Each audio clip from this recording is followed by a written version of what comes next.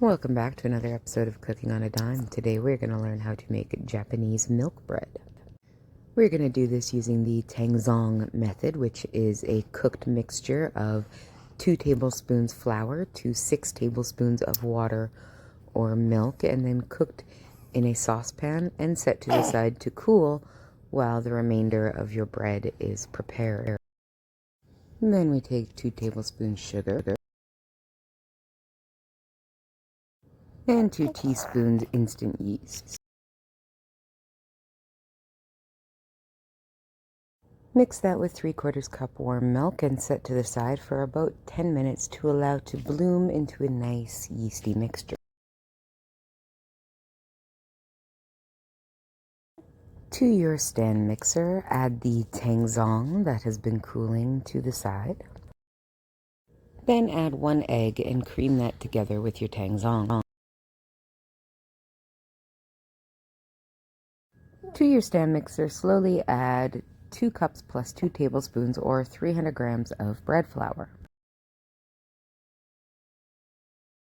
Now we add our bloomed yeast mixture.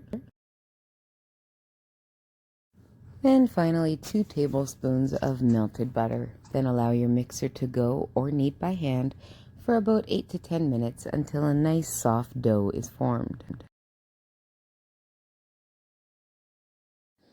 Once that's done, we form our dough into a nice ball and set it into a lightly greased bowl.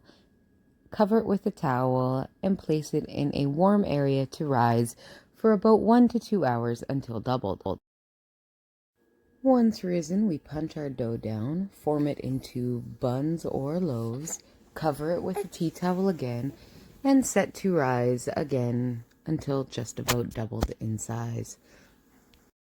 Then we are going to bake at 350 for 35 to 45 minutes until golden brown. Once done, brush the tops with butter, dust with a sprinkling of salt, and voila!